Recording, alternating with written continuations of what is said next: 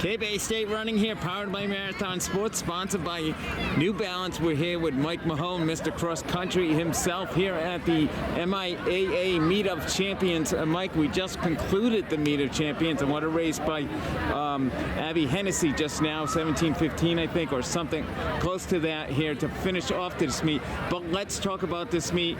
Once again, another great meet here at Fort Devens Willard Park. The biggest story is right now, it's the undisputed girls cross-country championships. Major upsets for both boys and girls as Boston Latin Academy, known as Boston Public United, makes it a great, tremendous team effort. As for the first time in school's history, they even have to not face against dual or tri meets, nothing but invitationals, as it's becoming the first unification team for Boston Latin Academy, known as Boston Public United, are the undisputed MIAA State Division I and Division II champions. Yeah, and how about Brookline here today, winning their 4th straight titles? They won its 7th overall for the MIAA State Division I championships, but it's making it slip away between the beginning of the season between Natick and Brookline. But it all came back, stay strong, as the Brookline Warriors winning its 7th title 4 straight years in a row as a result. Yeah, Mike, you were talking about Boston Latin Academy, which also Boston Public Schools. Division II they won. Yes, the undisputed champions as a result. Go ahead. Yeah, and let's talk about, Emily and Abby Flag getting 1-2 in that Division II race. We knew Emily was going to win, or at least was the favorite winning, but Abby right there and almost winning. They've been training partners all day long. Since Abigail is thinking about her all the time, she has been very injured since she has a code for Emily Flag for last season.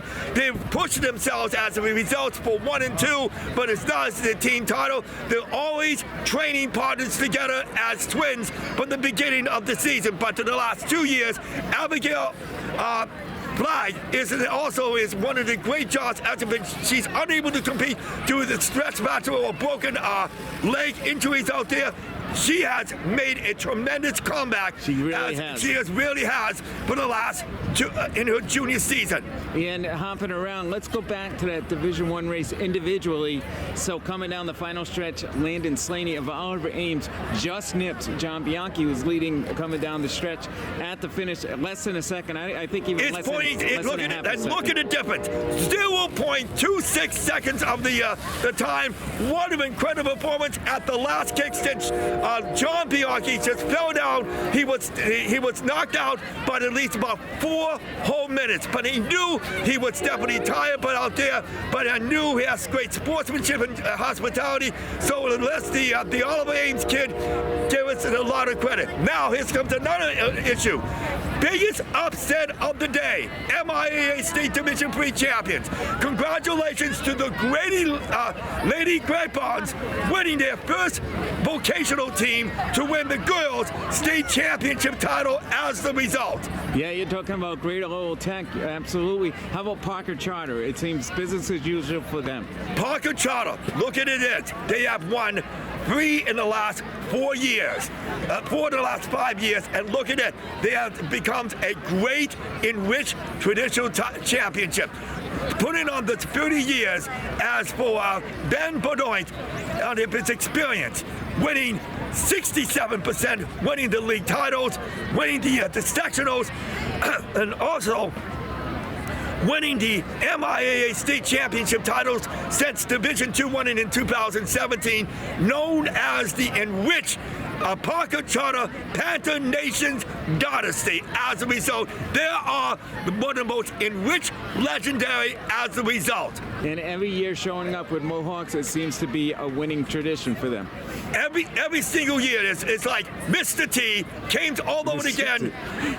Mr. T came all over again. The candidate says, we Peter the Pooh, all the Panther Nations, they're all making statements of at least 400 kids from 7 to 12 as a result. result. And Mike, you just went to Lexington early, probably, I don't know, 10 minutes ago to congratulate them winning the Division I title last. The girls were talking about in a very good victory over Bill Ricker, right? That is correct. 26 points, winning their third MIAA state championship title.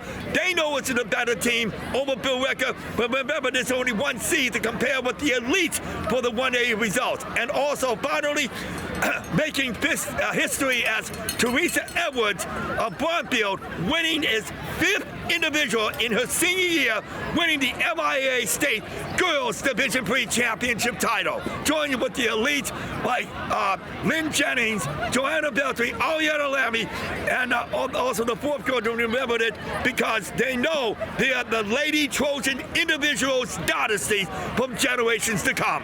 Are you talking about Rosie Bradley? The winner? Rosie Bradley, that's Rosie right. Bradley, okay. The 5th girl. Yeah, in history. The 5th girl in history? Yes. And Mike, how many meets does this make? This is career meet number 2,207. It's also by law, as an individuals, as for both boys and girls teams, divisions 1, 2, and 3, it's going to be a triple header package, just like we did in the Twilight meet. So it counts as 3 It was meets. counted as a Twilight meet. It's by law, by the Mahon's cross country organization. By the Mahon law, right? By the Mahon law as a result. So, how many numbers, what are we up to on numbers? We are now at 2,207 career cross-country meets in the last 41 years, and this is 72 meets. But tomorrow, we're going to be there in Franklin Park for the USA Track and Field New England Regional Cross-Country Championships with 3 heats as a result. Are you going to make it to 3,000? We'll have to find out who will be making its bid that anywhere in the United States, but it's going to be a very competitive cross-country program or the inspirational program who deserve of its 3,000 by the year 2036, 11 years from now. You already have it mapped out. Yes, it is. All right. Well, Mike, always a pleasure talking with you. And we'll see you around next cross-country season. But I got to ask you a question. What about the track season? I don't do indoor spring track, but it always has so many events with the competitive cross-country like mile and 2 mile and 800 meters, 1,000. But it's going to be a lot different in indoors and spring track. Not even occasionally making an appearance? Only unless it's the main event. All right. Well, Mike, again, always a pleasure to see you here, and thanks for all your input. Thank you so much, and God bless you all. Take care.